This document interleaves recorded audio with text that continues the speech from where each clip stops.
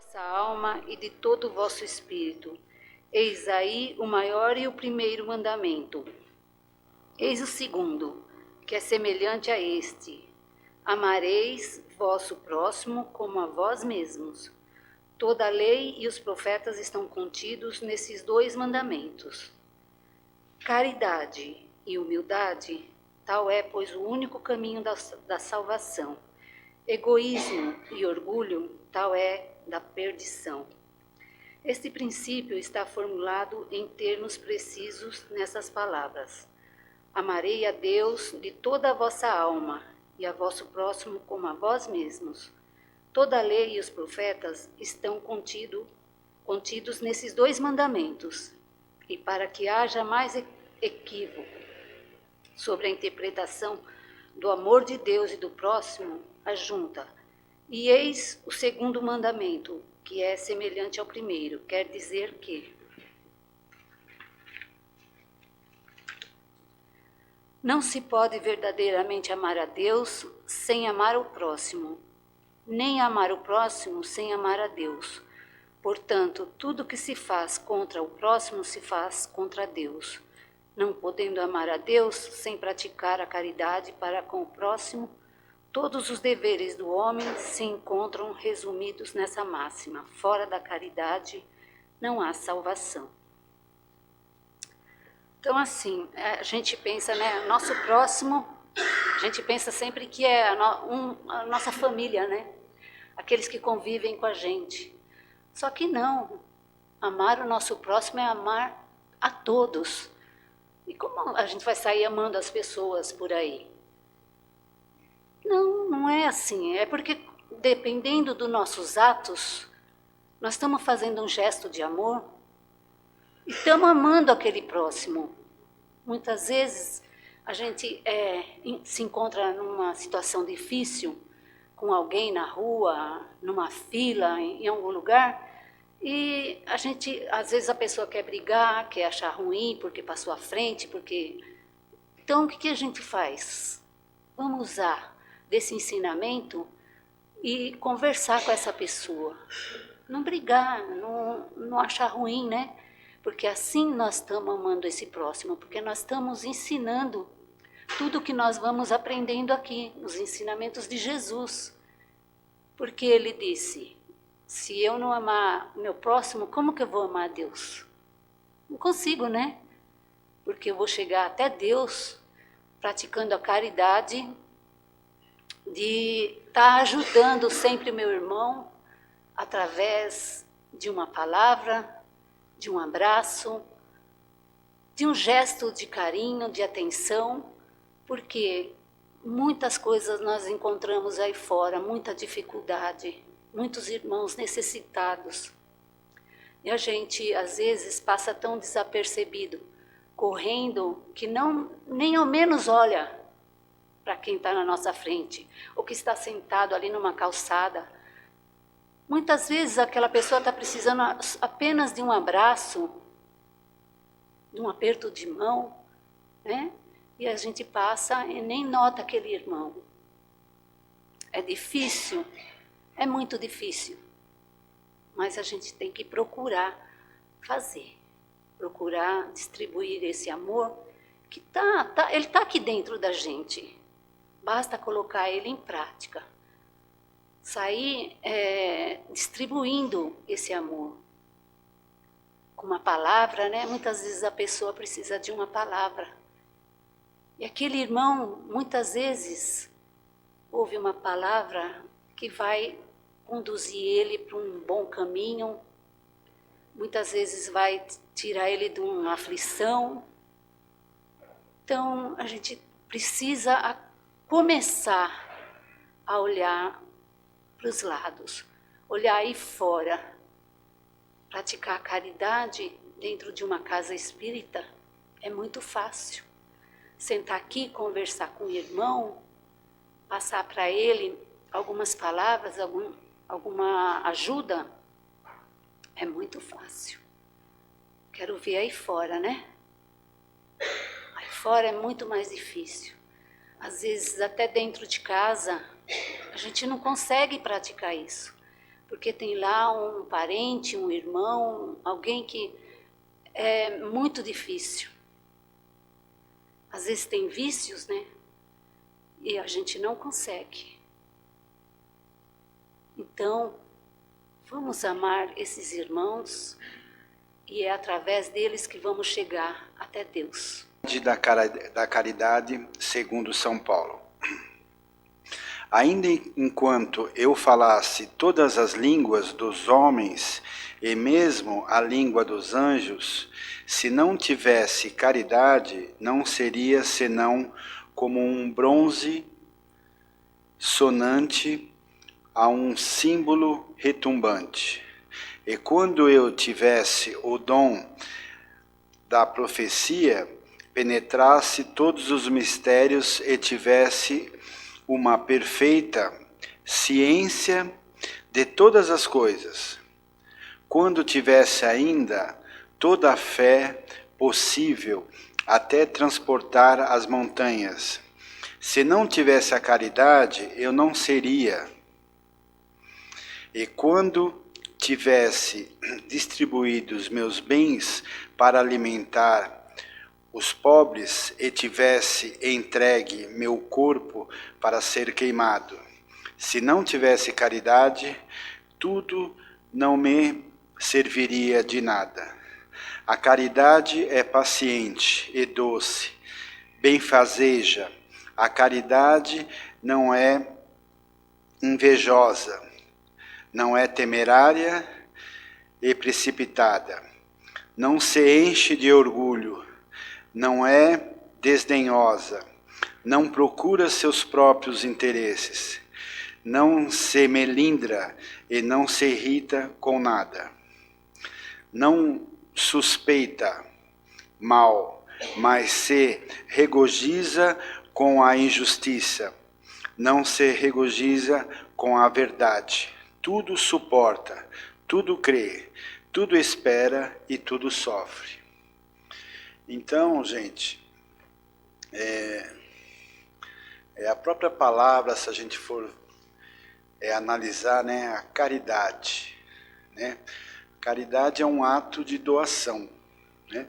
Muitas pessoas, até no meu convívio, né, nós estamos numa campanha aqui, né, para comprar a casa do lado, eu falo, poxa, vamos ajudar lá a gente. Ele fala, ó, se eu ganhar um bom dinheiro aí, ó, na Mega Sena, eu vou doar, né? Eu dou risada, né? Porque as coisas não são assim. As grandes sabedorias tá naquilo de você doar aquilo que você pode doar. Muitas vezes, como a Helena acabou de dizer, uma doação é um bom dia, é ouvir meia dúzia de palavras de uma pessoa que está necessitada de falar. E muitas vezes, né, nesse mundo corrido, a gente vira as costas. A caridade é uma parte muito importante na nossa evolução espiritual. Eu nunca me esqueço, né, quem já não leu um trecho, ou sabe, de Dr. Bezerra de Menezes, né? Existe uma passagem no livro dele, né, que ele era fazia caridades mil, né? Mas pouca gente sabe que, na verdade, a esposa dele, ela queria ter os bens, queria ter alguma coisa a mais, e ele era daquele jeito. E uma coisa que me marcou muito nas leituras dele, que ele foi fazer um atendimento, né, além de ser longe, andar, tudo, chegou lá, ele viu que a pessoa, que era uma criança, precisava tomar antibiótico.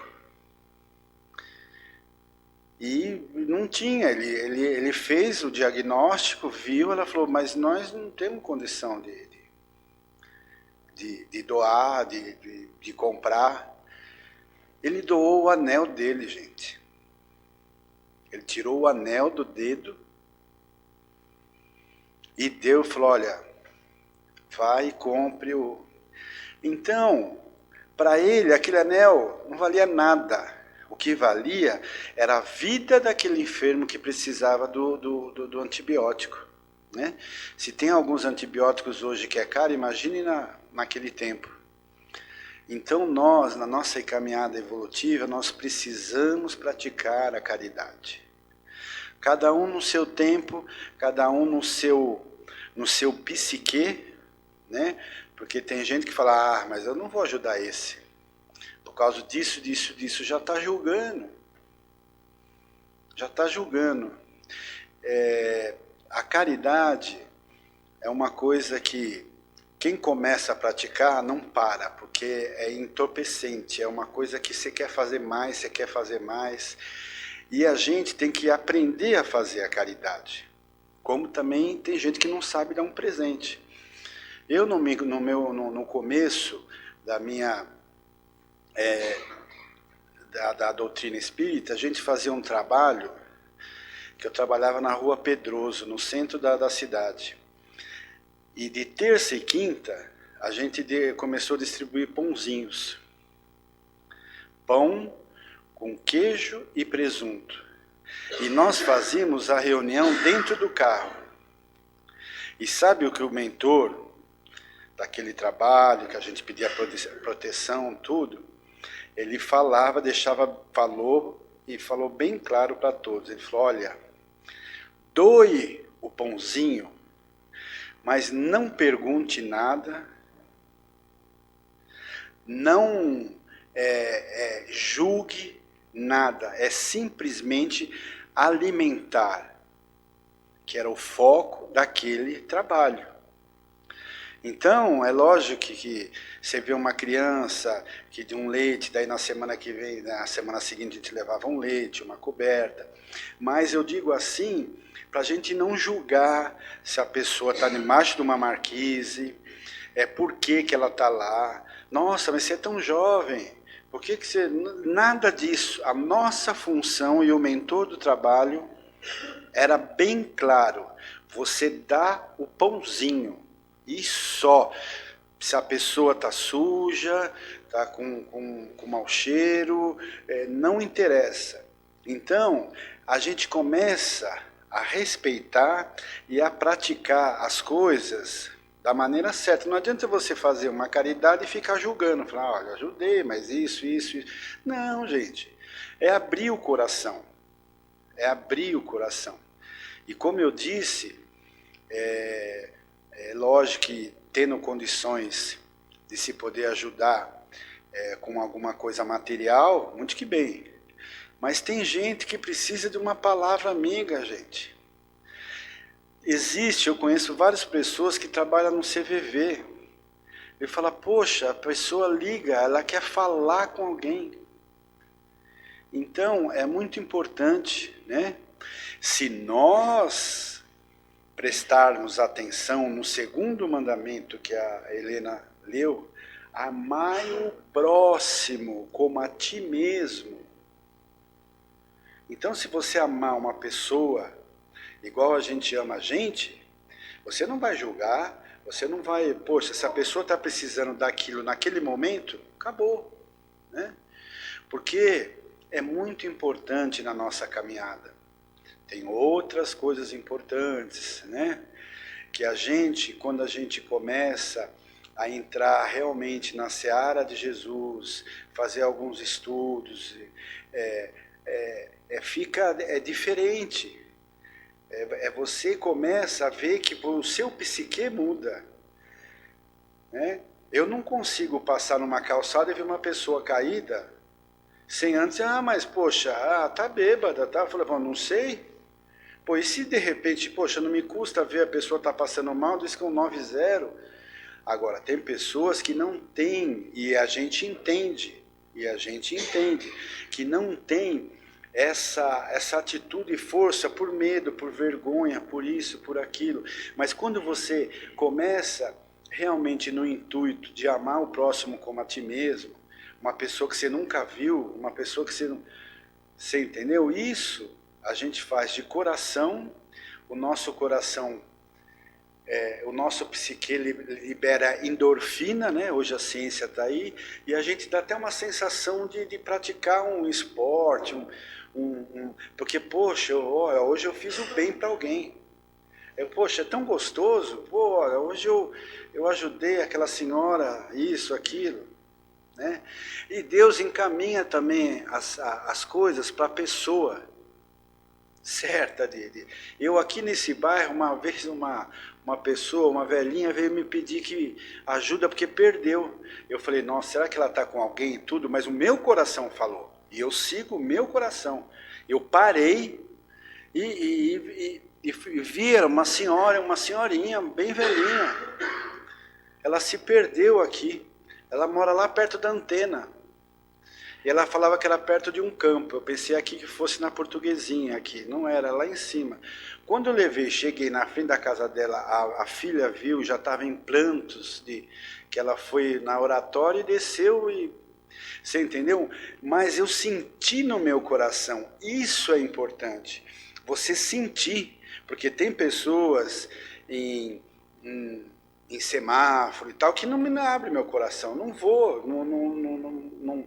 Mas a gente tem que seguir os nossos intuitos e a nossa percepção quando o coração, essa é a verdadeira caridade. Então não é só a caridade material, que doa, né? E também lembrarmos que a mão direita não precisa saber o que a esquerda faz, né? Porque tem grupos e tal que faz uma caridade por um marketing da empresa dele aparecer, né? Então, mas quando a gente faz as coisas de coração, né? Não precisa ficar divulgando, né? A pessoa faz, sentiu naquele coração, e é muito importante, torno a repetir, que faz parte da nossa evolução espiritual. Quando o Chico falou que fora da caridade não há salvação, né? Alguém já pensou nisso? Ele podia ter falado assim, ó, fora do espiritismo não há salvação. Fora do cristianismo não há salvação. Então é uma frase que ficou marcada, e muito bem marcada, porque não existe nenhum dogma de religião. Fora da caridade não há salvação. Então existe caridade em outras religiões, existe. Então é isso que a gente tem, e nós, importante trabalharmos o nosso psique para isso. Porque você sente, e muitas vezes a gente não sente, não obedece o coração, devido à pressa, essa loucura dessa cidade, que vai fazer 466 anos sábado. Isso aqui é uma cidade, né? Então a gente já fica com medo. Você sente que você quer ajudar aquele indivíduo naquele momento. Você sente, mas de repente por medo fala, não, mas eu não vou fazer. Então eu direciono a atenção para vocês para isso, que façam. O seu coração pediu, né? Porque ali de repente tem um mentor que está ajudando aquela pessoa, tem um espírito ali que está... então é importante, se ele tocou o seu coração, se ele conseguiu, porque também não é fácil, dele tocar o seu íntimo, tocar o seu psique. Se você sentiu no coração, faça aquilo, a caridade. Mas aqui, só destacando, das 3 virtudes, a fé, a esperança e a caridade permanecem. Mas entre elas a mais excelente é a caridade. São Paulo de tal forma compreendeu essa verdade que disse, ainda quando eu tivesse a linguagem dos anjos, quando eu tivesse o dom da profecia e penetrasse todos os mistérios, quando eu tivesse toda a fé possível, até transportar as montanhas, se não tivesse caridade, eu nada seria. Entre estas 3 virtudes, a fé, a esperança e a caridade, a mais excelente é a caridade. Coloca assim, sem equívoco, a caridade acima mesmo da fé, porque a caridade está ao alcance de todos, do ignorante, do sábio, do rico, do pobre, e porque independe de toda crença particular, como o Marcos falou, independente de religião. E fez mais, definiu a verdadeira caridade, mostrou-a não somente na beneficência, mas na reunião de todas as qualidades do coração, na bondade e na benevolência para com o próximo. Como o Marcos disse bem propriamente, fora da caridade não há salvação. Essa é uma das máximas da doutrina espírita, né? Na verdade foi Kardec que mencionou isso, e ele já usou isso como frontispício da doutrina, por quê? Ele não queria ser taxado de uma religião ou outra. E quando ele fala fora da caridade não há salvação, a palavra caridade, se vocês procurarem no Evangelho, nessa epístola, por que a doutrina espírita coloca caridade? E alguns outros autores usam a palavra caridade. Porque o amor, a palavra amor, ela acabou tendo um sentido, né, deturpado. Amor pode ser o amor entre duas pessoas, né, o amor que você tem pelos animais. Então, é uma palavra universal. Quando ele fala caridade, ele está dando um peso maior à palavra amor. Ele está colocando o amor em ação. A caridade, ela significa você amar sem exigir nada em troca. E é um amor acima do amor entre duas pessoas, entre pai e filho. É o amor universal, é o amor ágape. O amor pode ser subdividido, né, a denominação dele, em 3 tipos. O amor philos, o amor eros e o amor ágape. O philos é o amor da amizade, o amor que a gente pode ter pelos nossos parceiros ou parceiras. O eros é o amor da paixão, né? Aquele calor, aquele fogo, aquela vontade de estar junto, é o que une as pessoas, né? Até no sentido sexual. E o ágape é o amor da caridade, é o amor incondicional, o amor universal, é o amor que nós todos devemos buscar, é o amor no seu estágio máximo, que é o amor de Deus, porque Deus criou todo esse universo para nós. Porque que adianta ter um universo gigantesco, infinito, de estrelas, planetas, com toda essa imensidão, se não houver ninguém para percebê-lo, para senti-lo, para vivenciá-lo e experimentá-lo? Então, o Deus é amor. Quando fala Deus é amor, é esse amor, amor de doação, que não exige nada. Deus não exige nada da gente. Ele só quer que a gente faça o melhor para nós mesmos. E como a gente vai fazer o melhor para nós mesmos? Quando a gente aprender a se conhecer, a entender o que é a verdade, como foi dito até ontem na palestra, conhecereis a verdade e ela vos libertará.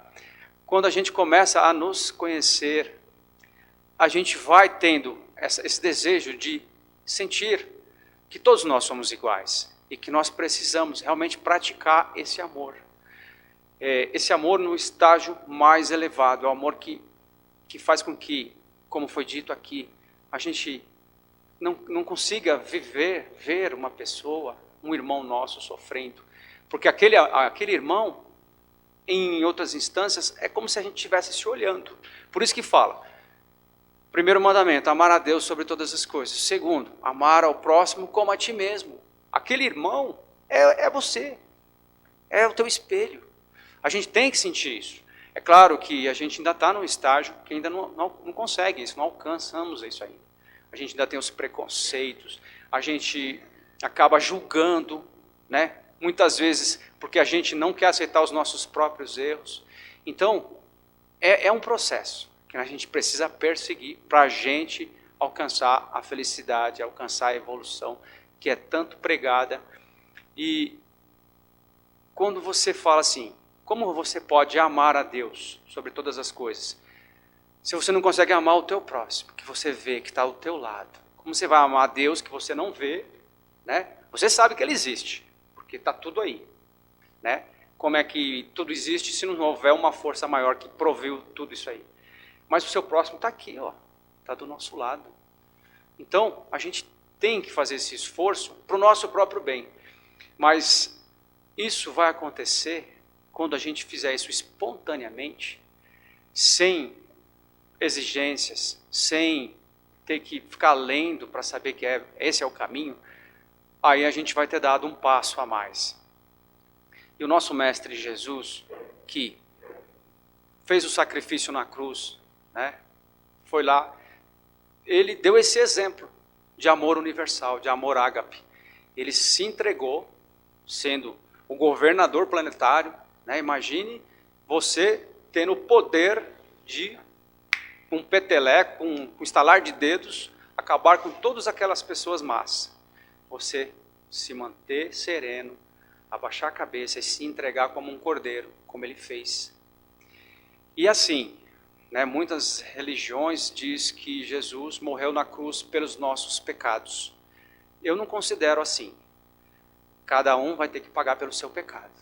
Eu considero que Jesus fez esse sacrifício para provar que é possível amar incondicionalmente. Amar realmente, sabe, se sacrificando pelo bem.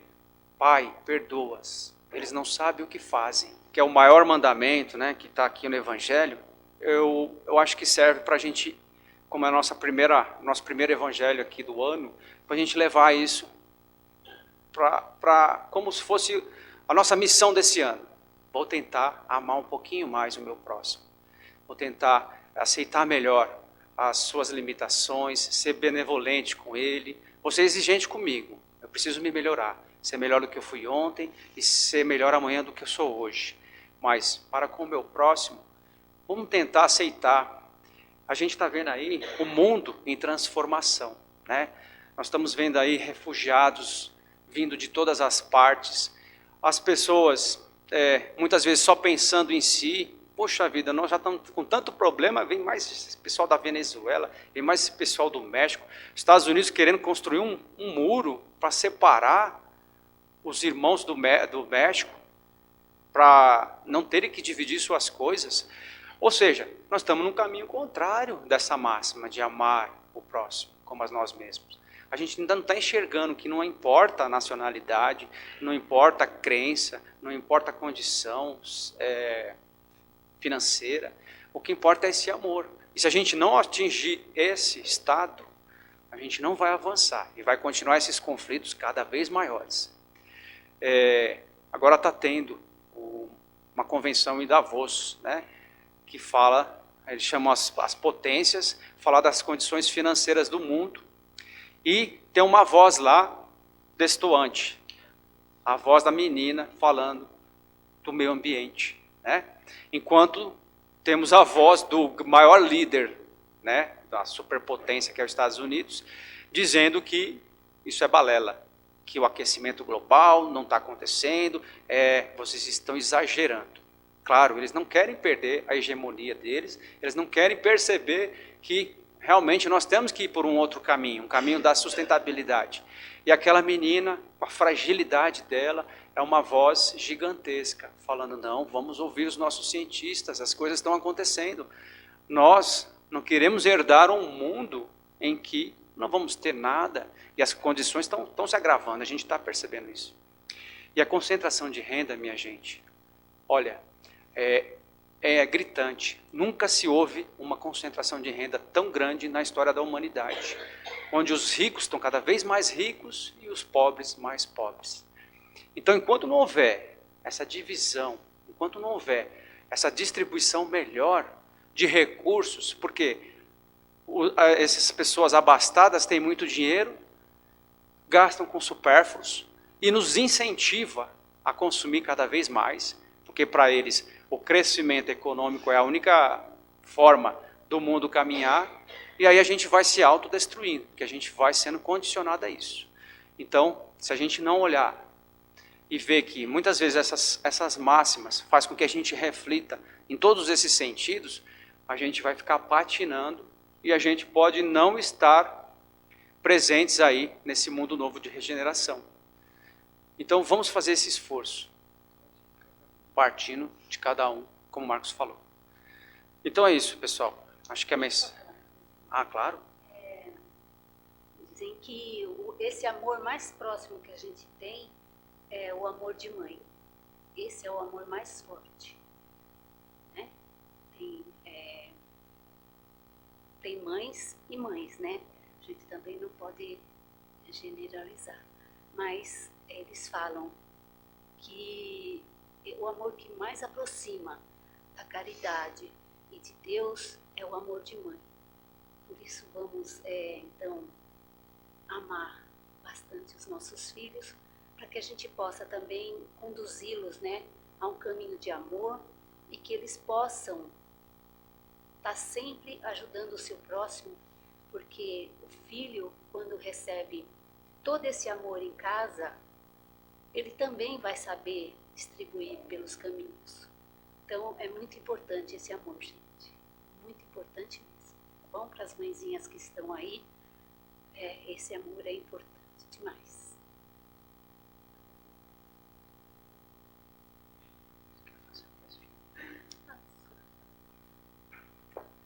Já está no embalo, vamos fazer a prece final. Vamos puxar os olhos. Então, nós vamos fazer como se nós estivéssemos lá em casa, assim, reunidos com a nossa família, com aqueles que amamos.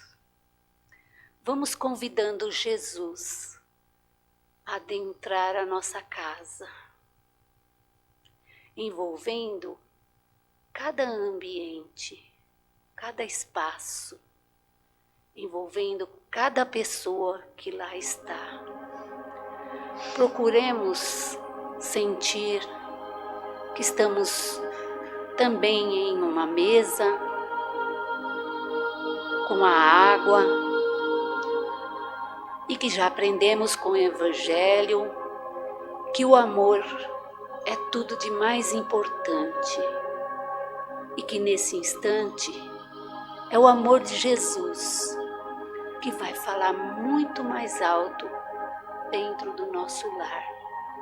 Vai tocar cada coração, cada pessoa que ali está, até mesmo dos nossos animaizinhos. Vai envolvendo toda a casa de amor, de luz, de paz, de harmonia. Vamos pedindo que Jesus possa harmonizar o nosso lar de forma que cada dia mais a sua luz brilhe e envolva os nossos caminhos e as nossas vidas, para que possamos distribuir todo esse amor que plantarmos dentro do nosso lar, junto com a nossa família, distribuí-lo pelos nossos caminhos, pela nossa vida. Que assim seja, graças a Deus. Que Deus abençoe sempre o nosso lar, que possamos plantar lá o amor, a paz, o equilíbrio sempre. Que assim seja, graças a Deus.